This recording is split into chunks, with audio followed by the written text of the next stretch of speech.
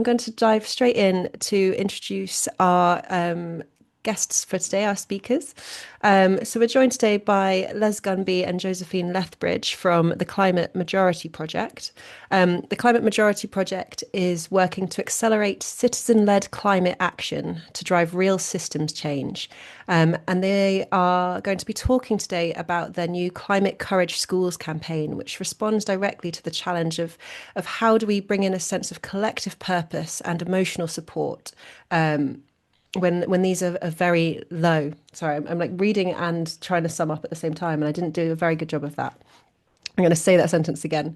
But they're working to connect communities and local initiatives to build a mass movement for citizen power at a time when emotional support and a sense of collective purpose are critically low. So the new Climate Courage Schools campaign, which they're going to talk to us about today, is all about empowering students to take action and supporting teachers to teach the truth while nurturing hope, emotional resilience, and shared purpose in climate education. And just to give you a little bit of an intro to Les and Josephine. So, Josephine Lethbridge is a writer, communications expert, and former editor at The Conversation UK, with a decade of experience helping academics and organisations connect their work with the wider public. And Les Gunby is an experienced learning mentor with a background in sustainability education, forest school, and long standing community and climate activism, focused on helping people come together to create meaningful change in education. That's a very short snippet of a bio. I'm very excited to be joined by both of them today and to hear more about this new campaign and the beautiful kind of video that sits at the core of it. So, with that in mind, I'm going to hand over to Josephine and to Les. Thank you so much for joining us, and over to you.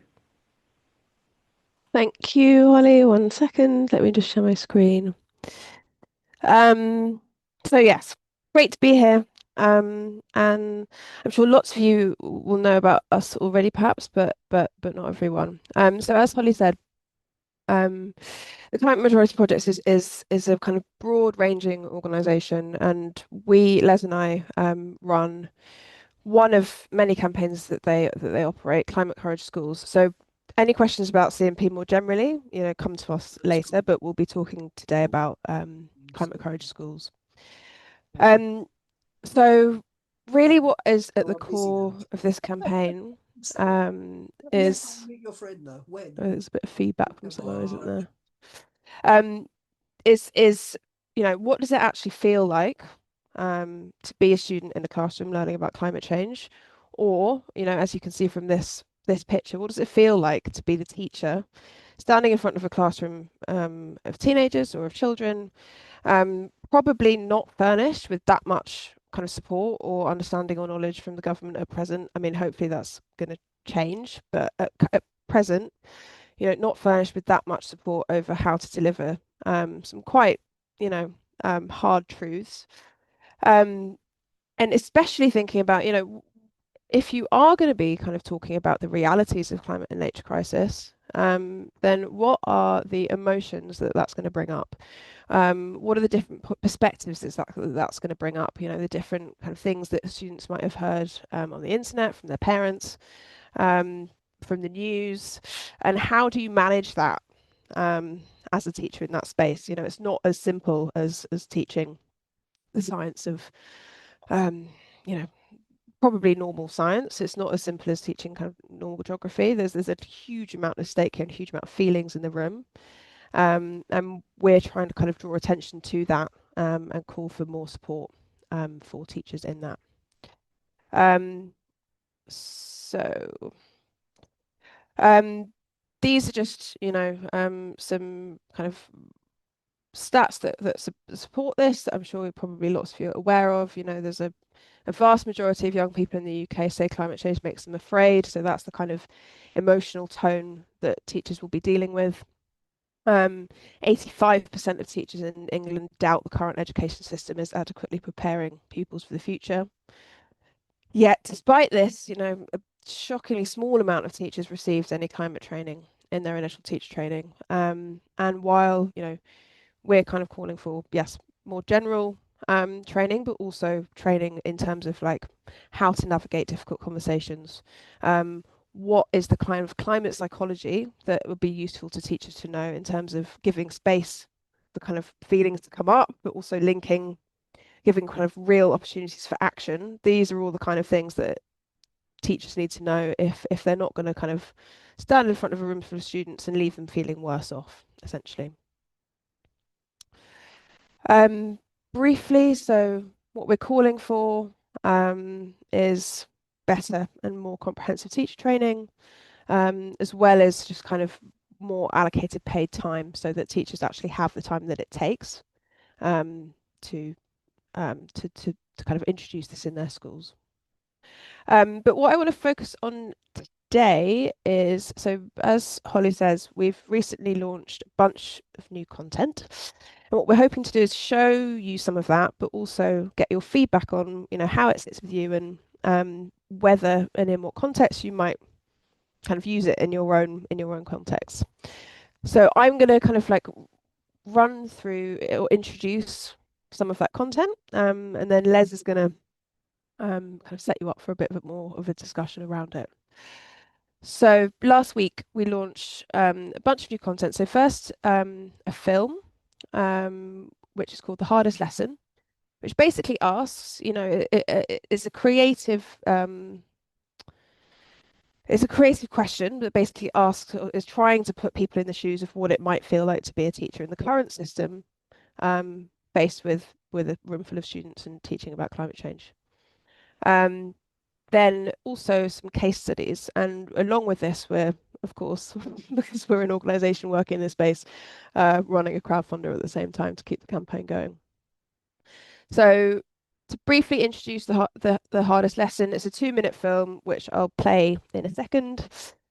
It was produced over the last year. We see it as the problem statement, I suppose. And I say this because we very much want it to be regarded as like half of what we're doing here.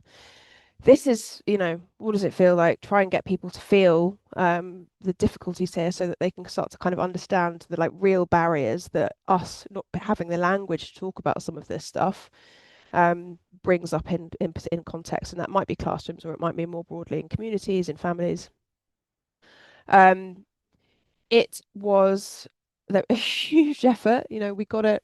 I think I've counted in the end around 60 people were involved in kind of providing advice, but also, the actual filming on the day and all sorts of things. So that it was amazing, and to see all these people coming together and believing in this. But also came with some, managing that kind of project. When you're creating a 2-minute film is also, going to lead to some things that don't quite sit right. So I think we're generally proud of it, but there's definitely elements that we feel we might have improved.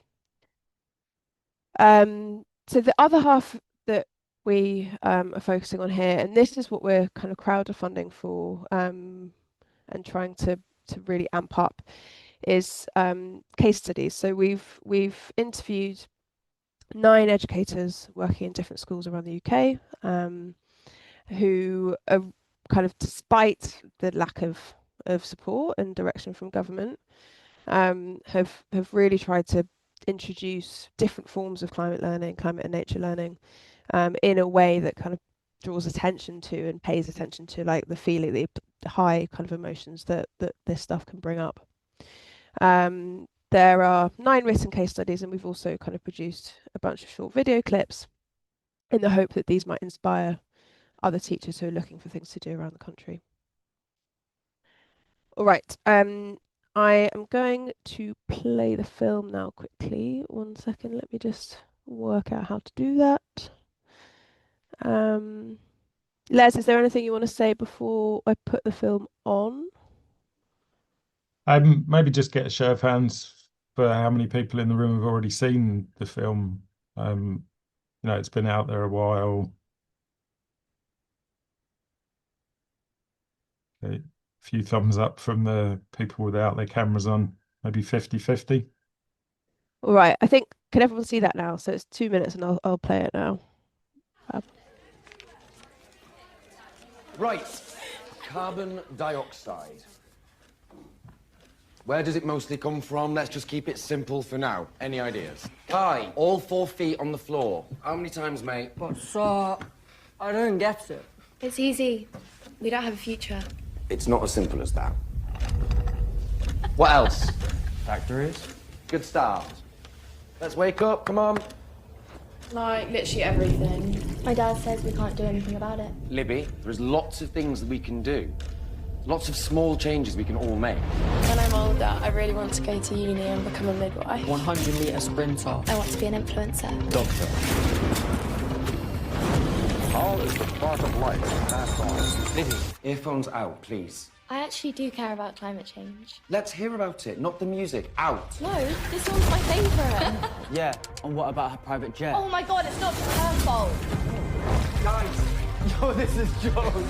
Look at this. Oh my shoes, my shoes. Kai, enough. Guys, please, phones away now. Sir, when was science this fun? Ezra, I can still see your phone. Midwife. 100-meter sprinter. Be an influencer. Doctor. What's the point? Nobody cares. Eyes on me, please. People do care. So, I'm scared.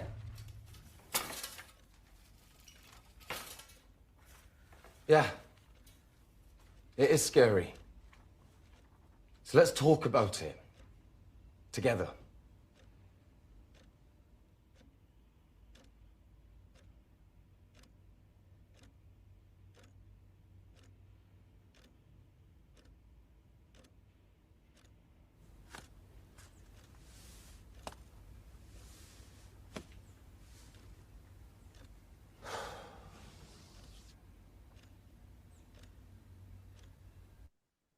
All right. Les, I'll pass to you quickly.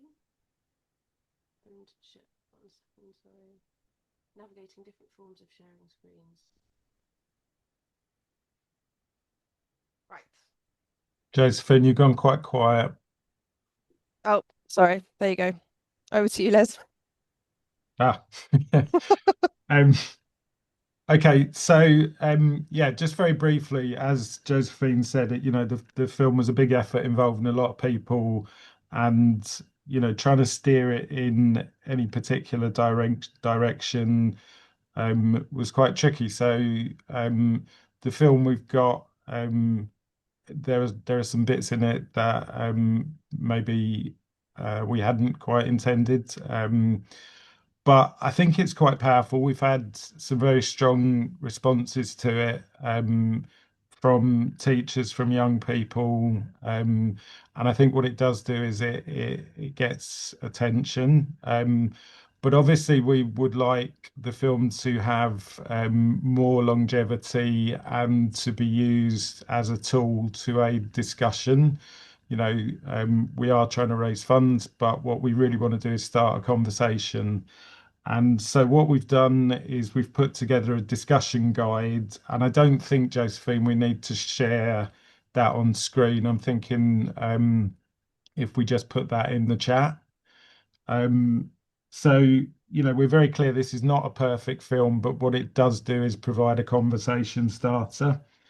And the Climate Majority Project, as Josephine's described, it is all about having the conversation and having that together, young people and grown-ups, and not moving on necessarily straight away to solutions, but hopefully finding our way to agency and action together. So we've put together a discussion guide. It's not a finished product. We'd really like to get people's feedback on it. We'd really like to get people's feedback on the film, and particularly about how it could be used in different settings. And I can see Deborah Curtis is on the call. We've had some feedback already from Deborah, about how this might be used in a primary setting. Open question.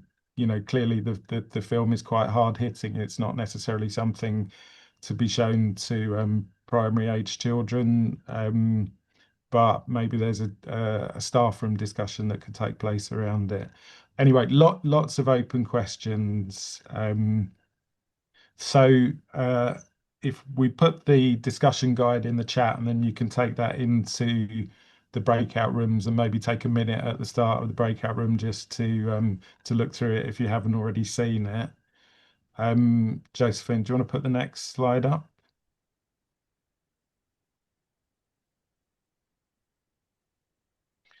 So we wanted to try and leave as much time as we could for the breakout rooms, because we genuinely do want to get feedback on what more we can do with this film and the case studies, the problem and the solution as Josephine's framed it, and how we can get this out to support the wider efforts around bringing climate education into the curriculum. So the question for the breakout room is, can you imagine using this film and discussion questions as a tool? In what contexts? And what extra support from Climate Majority Project or beyond would be useful if doing so? And this is the start of a conversation. We'll take feedback at the end of the breakout rooms. But I can see lots of people in the room who are already signed up as supporters or partners of the campaign. And obviously it's a discussion that we can take forward over time as well. I always get that feeling we're having to pitchfork people out of their breakout room. Welcome back, everyone. Welcome back. Brilliant. Is that everybody back in the room? It I is, think yeah. it is, yeah. So as we said, we really do value people's feedback on this, because in terms of using this as a pedagogical tool, it's an aspiration, and it's not a finished product. So I'm told we've got 30 seconds per group for feedback. Sorry. Which is a tough ask. But if people from the groups want to add their own particular thoughts into the chat, we will take the chat away and we will look at it carefully. And as I say, if people want to follow up with us directly afterwards. But shall we take group 1? I think there were 5 groups. Shall we take group 1 through to group 5 in order? Good shout. So room 1 was Emily, Joanne, and Maria.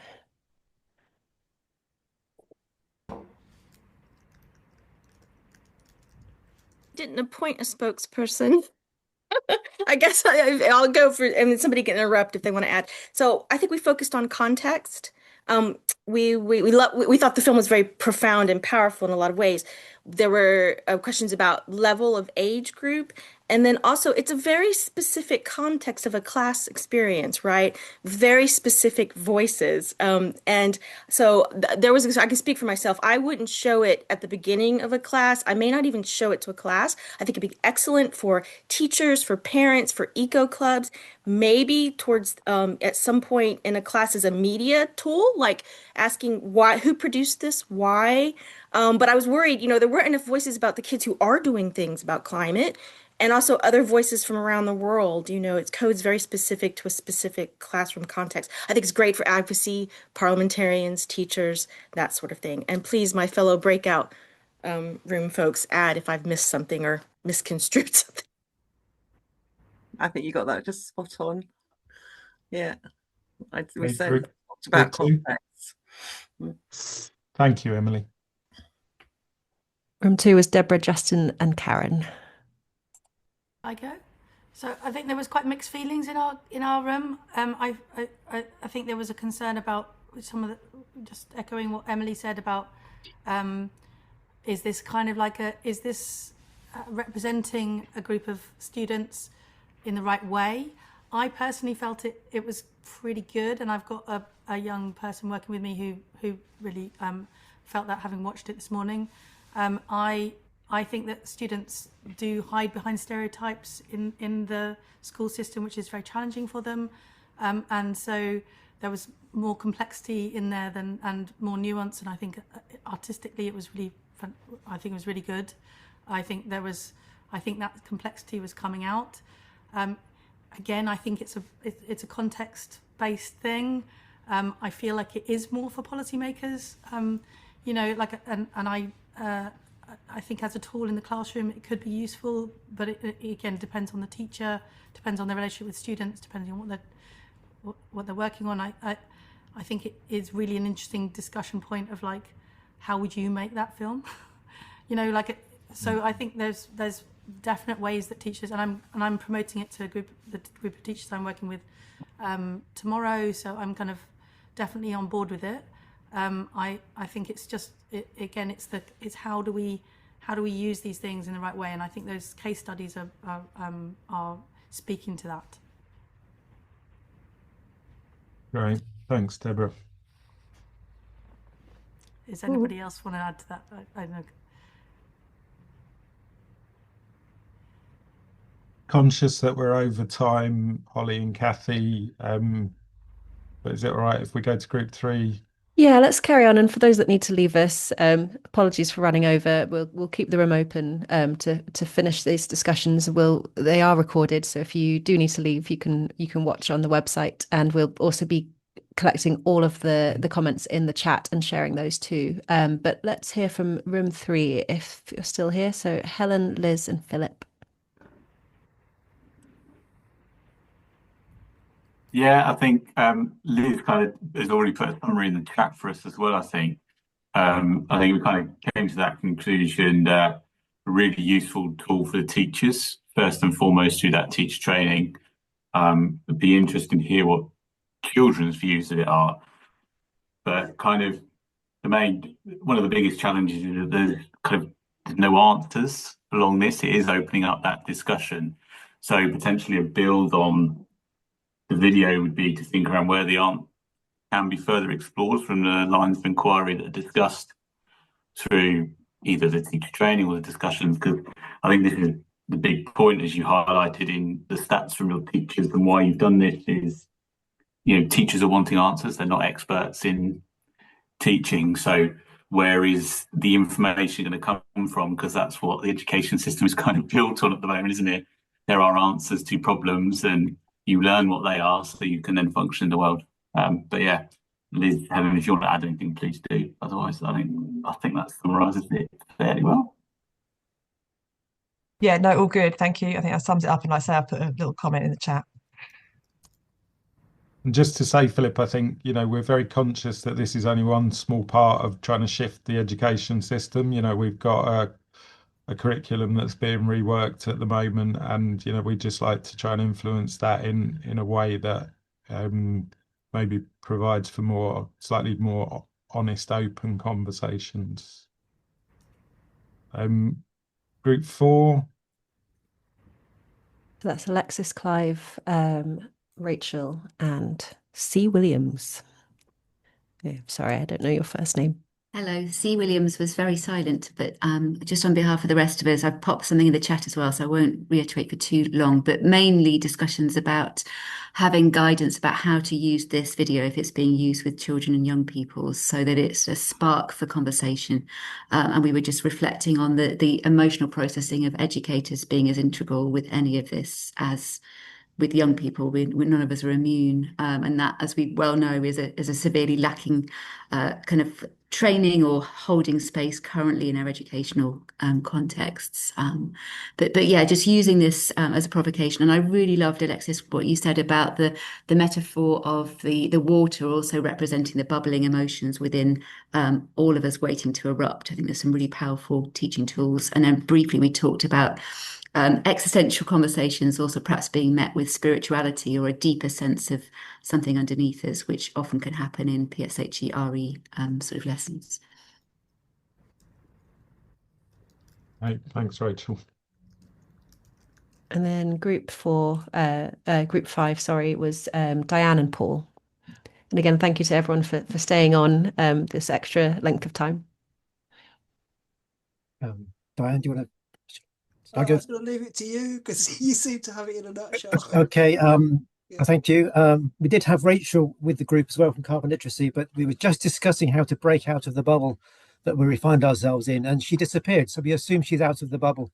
But we're talking really about how we had things to say about the film. We didn't talk about the film. We talked about how the film could be used or isn't getting seen, isn't getting discussed enough. And things like this, like the film, like all the things that we share among ourselves, are not getting out enough, and how it's not part of the teacher conversation, and how and Daniel made a very strong point about responsibility. We're just saying that it's just teacher standards, the things you do and don't do as a teacher, as a respectful human being, and this isn't mentioned, and it needs to be in that level of the teacher works with. Well, I'll be talking to a group of B.Ed students soon.